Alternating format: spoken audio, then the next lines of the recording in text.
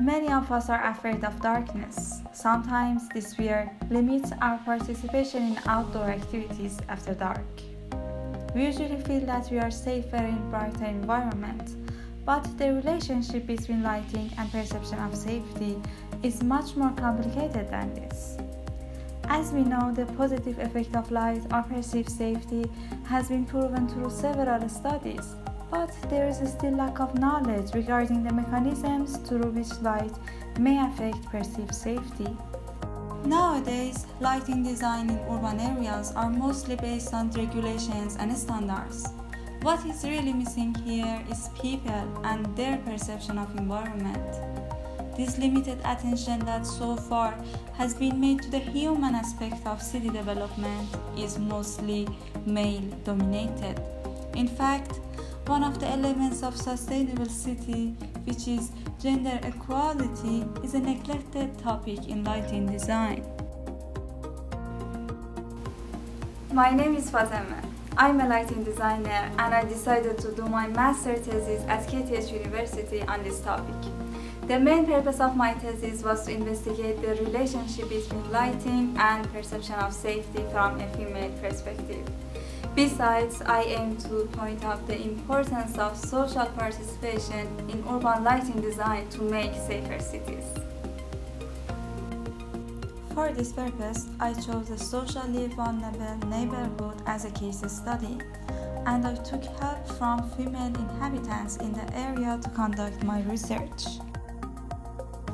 Effect of light on perception of safety can be described through two different mechanisms: social and physical dimension of lighting. According to the physical dimension, light through effect on physical characteristics of environment enhance visibility, and visibility in interaction with presence of people increases perception of safety. As a part of this project, I developed a tool to have a more specific examination of visibility, and later I've used the developed tool in the case study.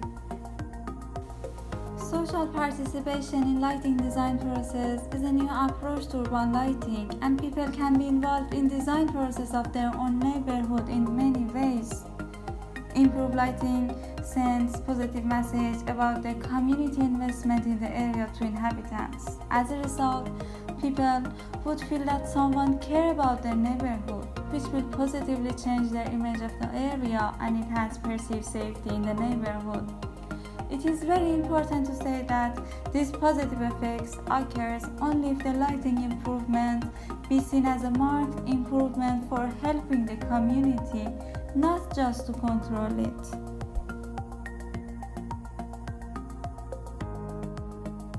Interviews done by Rise Interactive Institute in the neighborhood show that people, especially women, feel unsafe in the area after dark.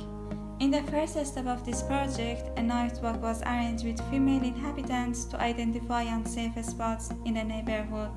Then, those spots were analyzed with the tool that I developed during my study to investigate the common characteristics in those spots. The second part of my study was aimed to draw attention to the social dimension of light. For this purpose, I used hours of light during night walk as a means of awareness regarding the safety and security problems in the area. We took pictures in unsafe spots with hours of light to provide map of unsafe spots for the municipality to open up to new possibilities for lighting improvement in the future.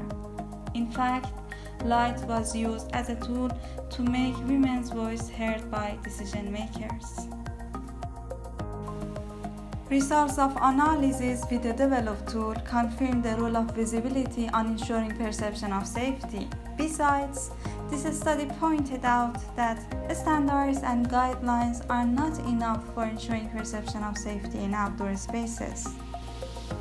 What I found in this study shows that lighting for improving perception of safety should not only be limited to standards and guidelines.